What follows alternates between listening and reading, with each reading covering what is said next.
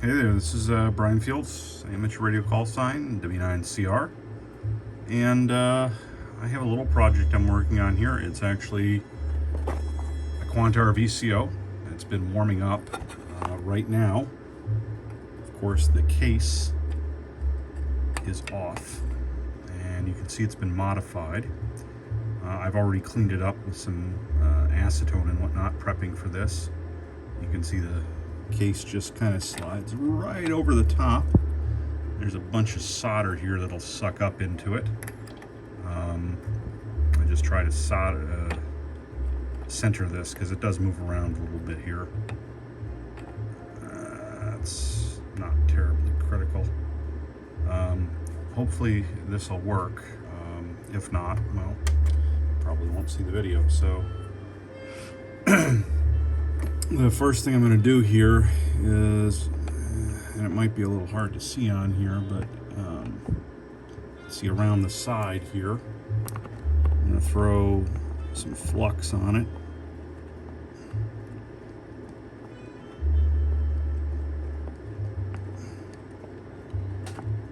And you can really never have too little flux for this. Let's see, let's move it a little bit that way. I got my camera in the way, so sorry if anything gets messed up there. Okay. And then the same thing over on this side.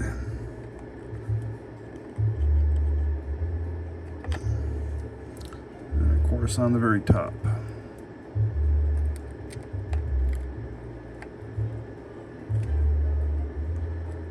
Okay.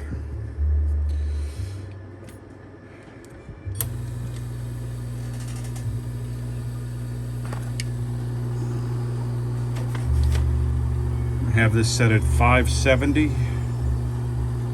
which is enough to reflow it. You can see the pieces of flexible silicone that are underneath here to kind of hold it up against this.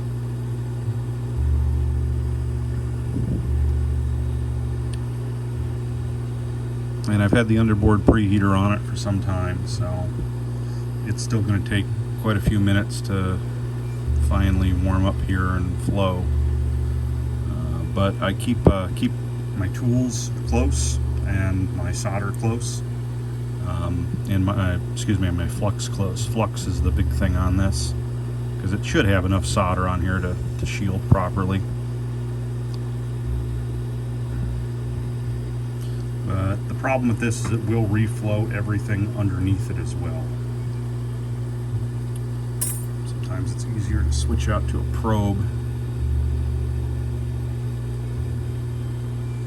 And you can test to see where it's starting to reflow.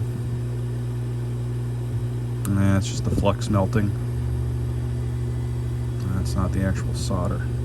Oh, that is the solder melting right there. Yeah, there you go. See? It's starting to solder. Yeah. It just sat down, squatted down a little bit.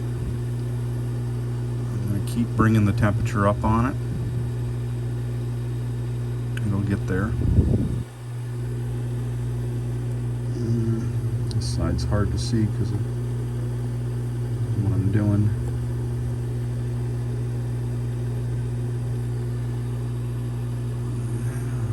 Okay. And I will push a little bit. Yeah, there we go. Just to get it aligned. And you can see how use my probe in here to kind of test, is the solder reflowed, is it sitting down? And yeah, it is.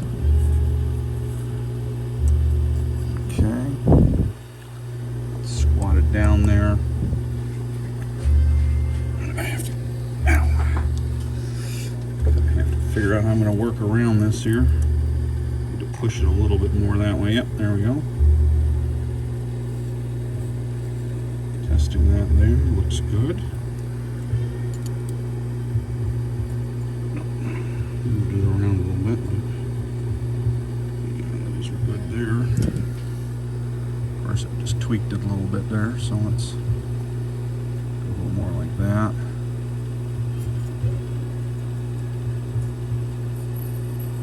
Okay, looking good, looking good.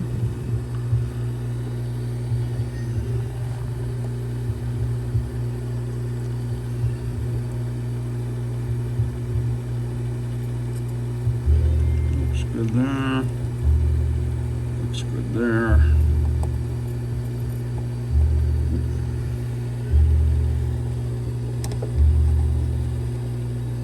Okay, so that's good now. This is important. Put that over it, and here, let me see if I can zoom out here. It's just a box, and let it cool down naturally. I typically take the underboard preheater and I'll turn it down to about 400 and just let it do its thing, because the absolute worst thing you want to hear is a crack, because your VCO won't work anymore. I've done probably close to 25 or no more than that, because I've done transmitters and receivers. Probably done close to 50 of them, or possibly more than that right now. And yeah, so it makes a big difference to have a little experience with it. But you know, I did pretty well in my first time. It's just don't try to rush it. Again, 570 Fahrenheit. I don't know what that is Celsius. And about 20 liters a minute on the HACO 852 is what I use. I also have a little underboard preheater for it. Let me see if I can pull this out of here and hand hold it. There's the underboard preheater right there. And you know, I don't do anything real special to unsolder it, other than use a lot of flux and the solder braid, of course. You can see the test cable I have here for the Quantar. Just plugs right in there. This is nothing other than a standard PCI, 32-bit PCI. So it's going to take probably about 10 minutes to cool down, and then at that point I'll do functional testing. But I've done functional testing along the way here, and have seen that it works pretty well. I did run into some capacitor issues over here. This is the image filter. So this is the double balance mixer here. These two here are the actual. Let me see if I can zoom in there. Okay. So let me get a poker. Okay, so this guy here and this guy here, these are the mixer diodes. Of course, here's your RX signal coming in here in this balun. They're transformers balance, and then your IF comes in. Here's your IF amps, and then of course the VCO is back there. So there's a bunch of capacitors here that need to be changed out, and I thought the issue was Q of capacitors, and turns out it wasn't that. It was just me keeping poor records, mistaking a value of a capacitor actually underneath this guy here. And then I thought it was a Q issue because I'd done this before, and I think I ended up buying about $600 of capacitors I probably didn't need. But these now have high Q capacitors in it, and in my testing with the shield off on the VCO, I saw absolutely nothing in terms of difference on them. Slight enough that it was well within the range of my instrumentation. In terms of that, I'm just using one of these guys. I mean, it's a pretty basic signal generator, but it's actually kind of nice. I like it. It's old school. You know, there's probably, let's see, cable goes around this way, goes back there. Probably a little bit of loss in it. So anyways, I'm gonna give this another 10 minutes and come back to it. And hopefully this is all part of like a new way of figuring out how to do this.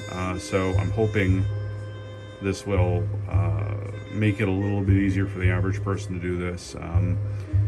As you can see, I do have the spectrum analyzer fired up and the voltmeter and everything, but I'm not using any of the power supplies. We're actually powering this and doing it while the Quantar is powered on. It's kind of neat. It's a little bit hokey, but it seems to be working, and I'm having good performance. So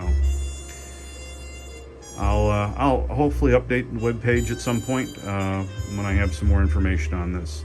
Anyways, hope you all enjoy, and just take one more check at this guy. Let's see how he looks.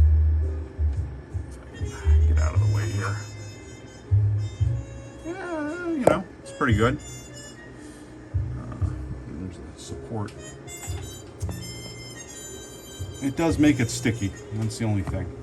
Anyways, hey, I hope everybody enjoyed this, and you know, if you actually do something, have some fun with it. I mean, the worst you can do is break it.